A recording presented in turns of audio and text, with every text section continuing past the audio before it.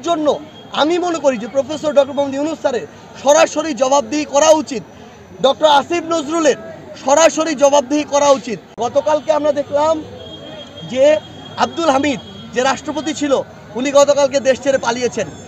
তিনি পালিয়েছেন না, তাকে পালাতে দেয়া হয়েছে। 9 মাস পরে উনি কিভাবে দেশ ছেড়ে যায়?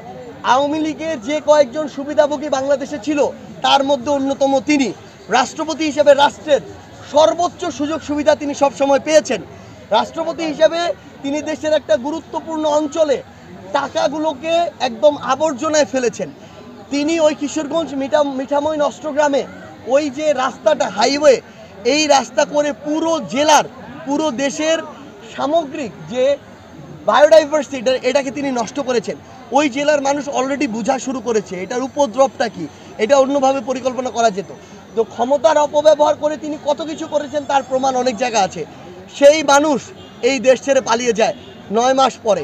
এটা এই অন্তর্বর্তীকালীন সরকারের সবচেয়ে বড় ব্যর্থতা, এবং এর যে কিভাবে 9 মাস পরে আব্দুল হামিদ দেশ ছেড়ে পালিয়ে যায়। সো এই কাজগুলো করার পরে, এই মৌলিক সংস্কারগুলো করার পরে যদি ডিসেম্বরে নির্বাচন দিতে পারে ডিসেম্বরে, যদি মার্চে দিতে পারে মার্চে, জুনে দিতে পারলে জুনে, আমাদের এই সময়সীমা নিয়ে আপত্তি নেই। এখন সবচেয়ে বড় রাজনৈতিক হাতিয়ার হচ্ছে এই মিথ্যা মামলা। সে যদি কোনোদিন অন্যায় না করে, অপকর্ম না করে, ক্ষমতার অপব্যবহার না করে, তাহলে তার নামে মিথ্যা মামলা কেন হবে? জন্য আমি মনে করি যে প্রফেসর ডক্টর মোহাম্মদ ইউনূস স্যারের সরাসরি জবাবদিহি করা উচিত, ডক্টর আসিফ নজরুলের সরাসরি জবাবদিহি করা উচিত। যদি হয় তাহলে যারা করছে তার সাথে আওয়ামী লীগের পার্থক্য কোথায়? আওয়ামী লীগ তো সেম কাজ বিএনপির সাথে করেছিল, জামাতের সাথে করেছিল। তাহলে আজকে তো আওয়ামী লীগ এগুলো করছে না, অন্য দলের কেউ করছে। তাহলে যারা করছে তারাও তো আওয়ামী লীগের মতো একই কাজ করছে। আজকে মামলা একটা সাজানো হয়, সাজানোর পূর্বে একটা চক্র তৈরি হয় 5-10 জনের। ওই চক্রটা মিলে একটা লিস্ট করে, ওই লিস্টের লোকগুলোকে ফোন দেয়, ফোন দিয়ে বলে যে আপনার নামটা দেওয়ার পরিকল্পনা চলতেছে, যদি চান যে না দেই তাহলে 2 লাখ টাকা দেন, 5 লাখ টাকা দেন। তাদেরকে পুলিশ বিভিন্নভাবে সঙ্গ দিচ্ছে।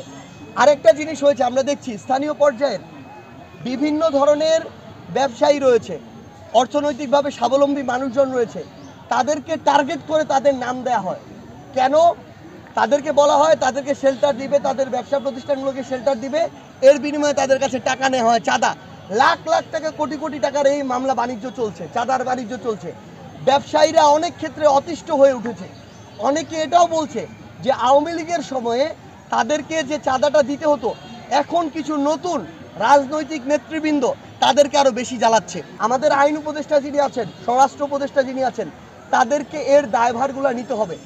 এই দায়ভার অনেক বলেছি আমরা যে সময় হচ্ছে, সব কিছু স্থিতিশীল হচ্ছে, একটু সময় লাগবে, কিন্তু এখন তাদেরকে স্ট্রিক্টলি অ্যাকশন নিতে হবে।